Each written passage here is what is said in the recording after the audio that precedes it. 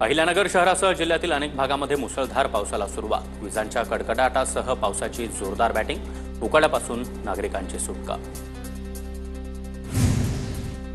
सिंधुदुर्गच्या दाभोलीमध्ये मुख्य रस्त्यावर दरड कोसळली। सुदैवाने जीवितहानी नाही। वेंगुर्ले मालवण सागरी महामार्गावरील वाहतूक सुरळीत। पुढील 2 दिवस कोकणाला रेड अलर्टचा इशारा।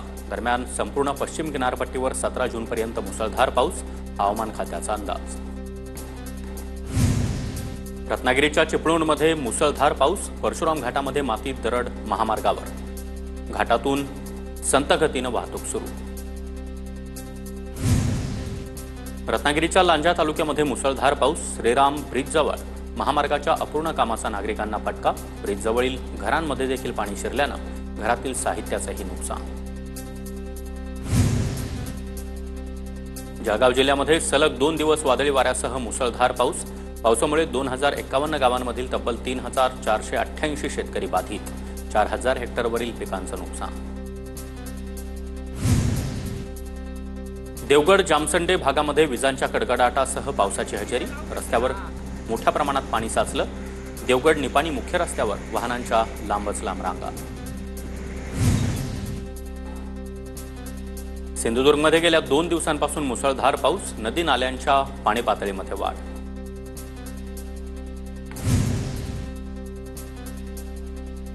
छत्रपती संभाजीनगरच्या कन्नड तालुक्यातील भिलतरी शाफियाबाद गावामध्ये मुसळधार पावसाची हजेरी। शेतकऱ्यांचं मोठं नुकसान। शेतकऱ्याचे शेतामधील शेती उपयोगी साहित्य देखील वाहून गेलं। सिंधुदुर्गच्या राजापूर तालुक्यामध्ये मुसळधार पावसाची हजेरी। पावसामुळे आडिवरे महाकाली मंदिराजवळ पूरसदृश परिस्थिती।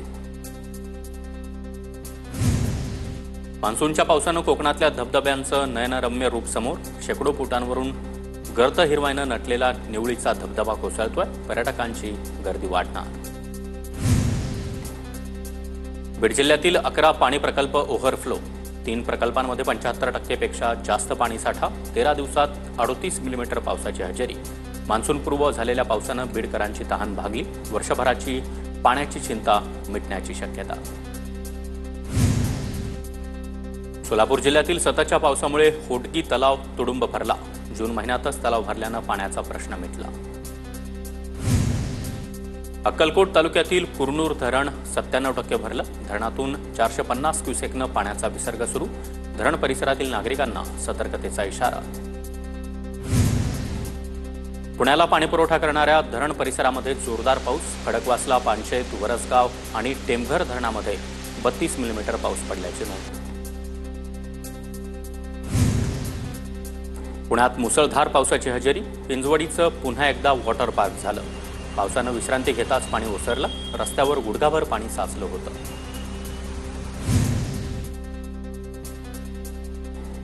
पावसामुळे दिवे घाटातील धबधबे भरून वाहू लागले।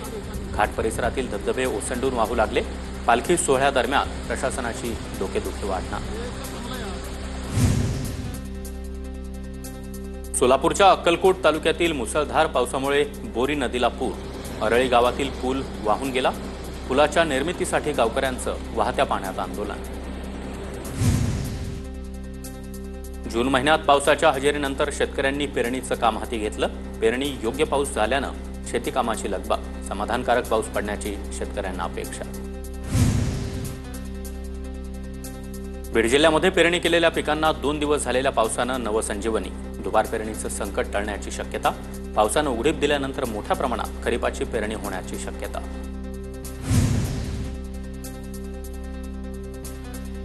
छत्रपती संभाजीनगरमध्ये डाळींच्या दरात घट। तूर, मूग, हरभरा इत्यादी डाळींची मागणी घटल्यानं 10 ते 15 रुपयांनी दर घसरले।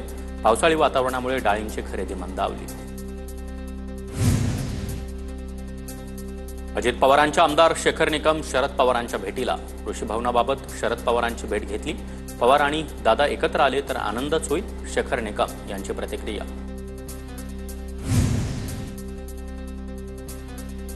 श्री नीळकंठेश्वर पॅनलच्या प्रचाराला उपमुख्यमंत्री अजित पवार यांच्या उपस्थितीमध्ये सुरुवात होणार। माळेगावमधील पाहुणेवाडीमध्ये जाहीर सभा होणार। बारामतीमधील माळेगाव सहकारी साखर कारखान्याच्या निवडणुकीमध्ये 21 जणांसाठी 90 उमेदवार रिंगणात। निवडणुकीमध्ये पहिल्यांदाच चौरंगी लढत होणार। जिल्हा परिषद पंचायत समिती निवडणुकीच्या अनुषंगानं ईव्हीएमच्या संख्येची पडताळणी सुरू। राज्य निवडणूक आयोगाचे निर्देश। उपजिल्हाधिकारी अनिल माचेवाड यांच्या उपस्थितीमध्ये कामाला सुरुवात।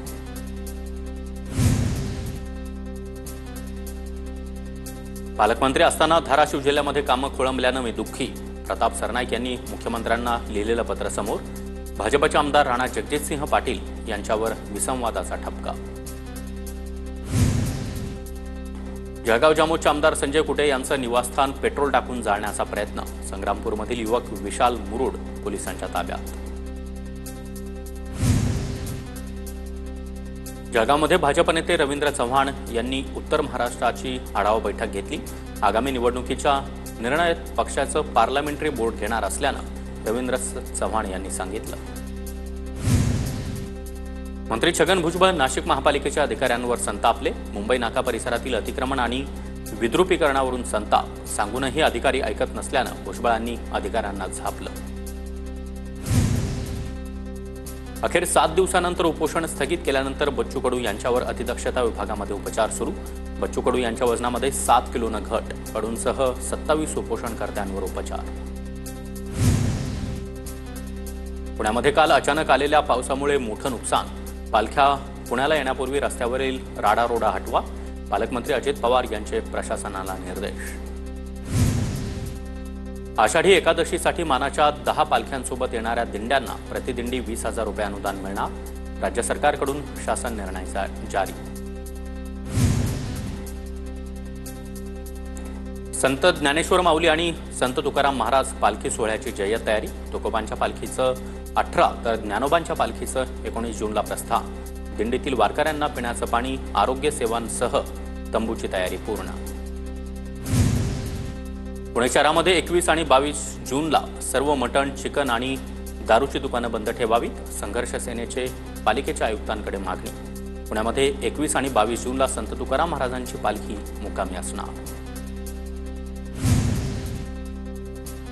बीडच्या साखरवाडीमध्ये शिवमहापुराण कथेला आमदार धनंजय मुंडे यांची उपस्थिती। शिवमहापुराण कथेची आज सांगता मुंडेंच्या हस्ते आरती करण्यात आली। शनी शिंगणापूर देवस्थानात बेसुमार नोकर भरती, भ्रष्टाचार आणि बोगस ॲपच्या माध्यमातून भाविकांची लूट। मंदिर विश्वस्त मंडळाकडून मंदिराचं पावित्र्य धोक्यात। मंत्री राधाकृष्ण विखे पाटलांचा आरोप। शरद पवारांच्या राष्ट्रवादी काँग्रेसच्या सोलापूर जिल्हाध्यक्षपदी वसंतराव देशमुख यांची निवड। विजयसिंह मोहिते पाटील यांच्या हस्ते निवडपत्र सुपूर्द।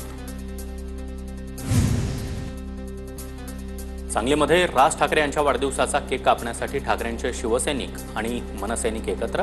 सांगलीतून पुन्हा एकदा दिला गेला शिवसेना आणि मनसे युतीचा नारा। कांदा धोरणासाठी 19 सदस्यीय समिती स्थापन। महाराष्ट्र सरकारचा मोठा निर्णय। लासलगाव बाजार समितीच्या सभापतींना स्थान।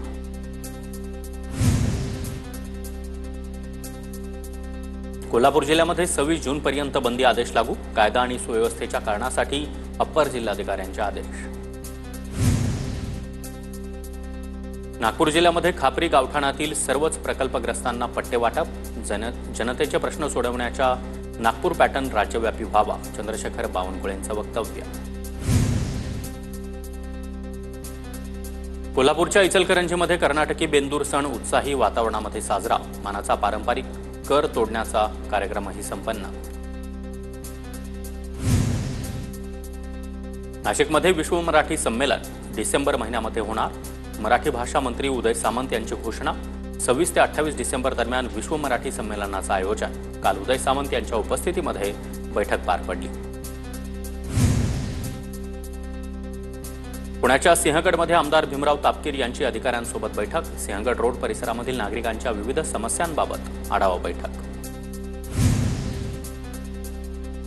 नांदेडमध्ये वादळी वाऱ्यानं केळीच्या बागांचं मोठं नुकसान। पंचनामे करण्यासाठी मुदखेड तालुक्यामध्ये ड्रोन कॅमेऱ्याची मदत। व्हिडिओ आणि फोटो जमा करत पंचनामे। मुदखेडचे तहसीलदार आनंद देऊळगावकर यांची माहिती। जालन्यामध्ये अतिवृष्टी आणि गारपीट अनुदान घोटाळ्याची रक्कम 40 कोटींवर पोहोचली। अनुदान वाटपामध्ये बनावट शेतकरी दाखवत पैसे लाटले। तलाठी, ग्रामसेवक, कृषी सहाय्यकांसह तहसील कार्यालयातील कर्मचारी रडारवर। भोर महाड मार्गावरील जमिनीच्या मोबदल्यासाठी शेतकऱ्यांचा आंदोलन. रस्त्याचं काम सुरू असलेलं काम बंद पाडलं. आपटी ते निगुडघर गावादरम्यान रस्त्याचं काम सुरू होतं. नागपुरातील गोवारी पुलावरील लटकत्या पाईपमुळे अपघाताची शक्यता. प्रशासनाकडे तातडीनं दखल घेण्याची मागणी.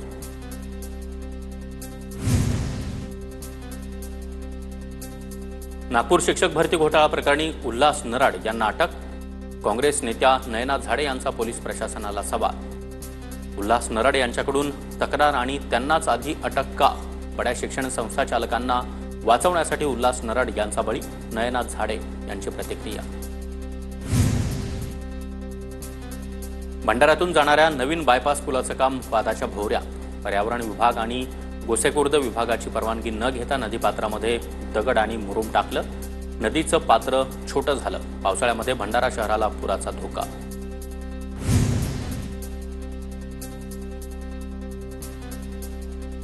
जळगाव जिल्हाधिकारी कार्यालयाची दुरवस्था. दालनासमोरील छताचा भाग उघडा पडला असून स्लॅब कोसळण्याची शक्यता. जळगावच्या शासकीय वैद्यकीय महाविद्यालयातील अधीक्षकांच्या कार्यालयाला गळती. पावसाच्या पाण्यामुळे खुर्ची, टेबल आणि इतर साहित्यावर पाणीच पाणी. छतामधून गळणारं पाणी कार्यालयाच्या बाहेर. बीडच्या परळीमधील जिरेवाडी ते परळी रस्त्याची दुरवस्था. रस्त्यावरील खड्ड्यामध्ये पाणी साचल्यानं वाहनधारकांची कसरत. रस्त्याचं काम तात्काळ करण्याची नागरिकांची मागणी. जालन्यामध्ये अतिवृष्टी आणि गारपीट अनुदान घोटाळा प्रकरणी 10 तलाठी निलंबित. जिल्हाधिकारी डॉक्टर श्रीकृष्णनाथ पांचाळ यांची कारवाई. तहसीलदाराच्या लॉग इन आणि पासवर्डचा गैरवापर करून शेतकऱ्यांचे पैसे हडपले.